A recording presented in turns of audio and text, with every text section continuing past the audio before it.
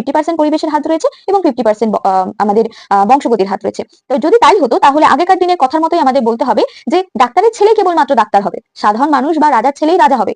সাধারণ মানুষ বা সাধারণ ঘরের পিপল যারা রয়েছে, যারা স্টুডেন্টস রয়েছে, যারা ছোট বাচ্চা রয়েছে, তারা কখনোই তাহলে জীবন পথে তাহলে এগিয়ে যেতে পারবে না। মনে রাখবে জীবনের প্রতিটি ক্ষেত্রেই আমরা যে গ্রোথের বিভিন্ন ফেজেস গুলোর কথা বলে থাকি, সেটা সোশ্যাল হতে পারে, ইমোশনাল হতে পারে, কগনিশন হতে পারে, যে কোনো দিক থেকে হতে পারে, ইমোশনাল হতে পারে। সেই প্রত্যেকটা দিকে কারোর ক্ষেত্রে বংশগতি বেশি প্রভাব রাখে, কারোর ক্ষেত্রে দেখা যাচ্ছে যে পরিবেশ বেশি প্রভাব রাখে।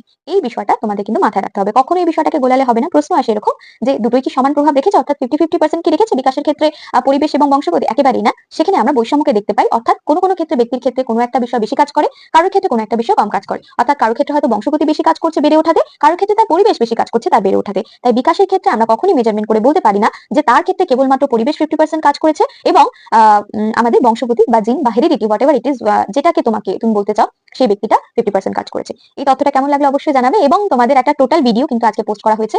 অবশ্যই কিন্তু গ্রোথ ডেভেলপমেন্ট এবং ডোমেইনস এর উপরে, যেটা সিডিপির আমাদের 3rd ক্লাস, অবশ্যই দেখে জানাবে যে ক্লাসটি তোমাদের কেমন লেগেছে এবং তোমরা কেমন ভাবে সেটাকে গ্রহণ করছো, বুঝতে পারছো কিনা, কটার সময় তোমাদের ক্লাস দিলে ভালো হয়। আরো একটা যেটা বিষয়, আমরা সিডিপির ক্লাসকে বুধবারে রাখছি এবং শুক্রবার দিন কিন্তু আমাদের বাংলা ক্লাসকে রাখছি। দুটো ক্লাসে কিন্তু প্রত্যেক দিনের মতো করে, হয় সকালে বা বিকালে, তোমরা বলতে পারো যে কোন টাইমটা বেশি প্রেফারেবল হয়, সেই অনুযায়ী আমি পোস্ট করে দেবো। যতক্ষণ না 50 সাবস্ক্রিপশনস হচ্ছে ততক্ষণ কিন্তু আমি লাইভ ক্লাসে তোমাদের সঙ্গে যুক্ত হতে পারবো না।